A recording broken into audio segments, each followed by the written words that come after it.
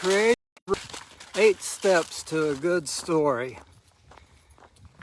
Hello everyone, I hope you've had a great Thanksgiving. We did here. Welcome to another session of Walking with Randy, where we talk about writing, coaching, speaking, marriage, and marketing. Today we're talking about writing. We're talking about creative writing, fiction, 8 steps to a good story. Well, one of the first steps to a good story is to all kinds of good character traits of that main character. Just a little trick to spice things up a little bit and make the story more believable or more challenging. Give your main character a flaw. I mean, even Superman has his kryptonite. Oh, it could be a habit that he has, or something he's trying to overcome, or some things that frustrate him or her, as we're talking about this, the hero or the heroine. And so you want to do that. Well, John was in a cave. It was really dark. He could hardly see his hand in front of his face. He fumbled around in his pockets. Would they hear him? He didn't hear anything. He found a match and he struck it. They didn't know that they had a match.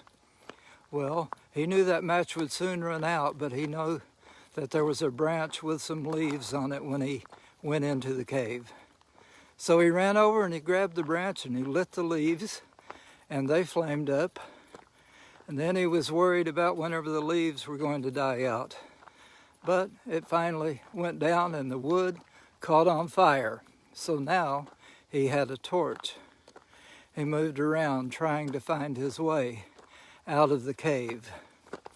Well, you want to start with the character's regular life, but you also may do what a lot of movies do, is start at a very exciting, really exciting low point, or a place of really exciting trouble, and then come into the main character's regular life. So the first step is to develop your characters. The second step is to describe their character's everyday life and maybe also have a real exciting beginning. But then you start on a downward slide. Things get more boring, or things get worse, or things start heading toward a problem, and so you start on the downward slide. There's some obstacles along the way, and then the next step is that the character comes to rock bottom, or it may be what we would call the point of no return.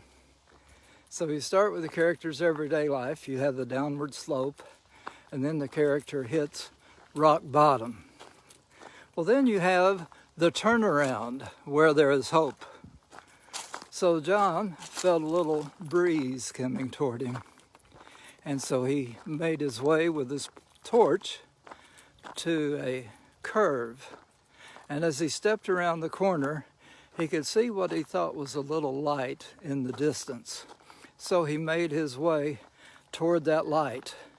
Now he had hope. And so he was progressing toward that hope. However, not too far in his path, he found where the wall of the cave had fallen over, and so he had an obstacle to overcome. Well, this is that next step. Let's see, the first one was characters, the second one was everyday life, an exciting trouble point to start with. The third one was a downward slide. The fourth one was rock bottom. The fifth one was a turnaround and hope, and now we're on the upward climb. And you keep climbing, and so in the case of John, let's say he finds a few more obstacles, but he overcomes all of them, and he gets out of the cave. Then he is on the upward slope. He's not completely rescued yet. His captors may come back and try to find him. He doesn't know where he is, so he finds a house nearby. He goes and knocks on the door. And their reaction to him is a little bit suspicious. and he decides that they are in league with his captors. So he quickly runs away and he gets to another house. There he gets a phone. He gets to call his friend, or he gets to call the police, and before you know it, you hear the sirens coming. There is victory. The police show up, the bad guys are captured, and we have the victory. That step. And then toward the end, the 8th step, is you want to tie up loose ends. Now, if you're writing a mystery or something like that, you will probably put some distractors out there, some things that will lead people down the wrong path, and they don't understand when you get to the end. And you probably can explain those things, and then they will say, oh yes, I see now. Well, I hope this is helpful to you. Here's creative writing fiction, 8 steps to a good story. Here they are again. You develop your characters, give that main character a flaw or more than one flaw, and then describe the everyday life and the exciting beginning. Then you go down the downward slope, hit rock bottom, and then there's a turnaround with hope. And then there is the upward climb, and the upward climb is fraught with more obstacles to be overcome. And then finally there's victory, and then you tie up the loose ends. Well, I hope this would be helpful to you if you decide to write fiction. Even if you're writing nonfiction, which what I'm doing right now is a nonfiction post. I just threw in some fiction items when we did that. And if you want to throw in some fiction to spice up your nonfiction a little bit, then these would be some things that would be helpful to you in developing the story. Well, hope you have enjoyed this, and there'll be another session of Walking with Randy coming up. If you'd like more tips on writing, you could go to randysblogs.com. And if you would like even more tips on how to write a book, factly, I have a book, How to Write a Book in 28 Days or Less Without Stressing Yourself to Death. You could just go to Amazon and search for How to Write a Book in 28 Days. That's probably enough to get you to the book. But if not, you can do or less. And if that's not enough, then you can say without stressing yourself to death. Or you could do How to Write a Book and maybe put my name. I think any of those ways you could find it. It's no longer on the Black Friday sale, but there's still 2 good options. One is the Kindle version, and then you have the paperback version.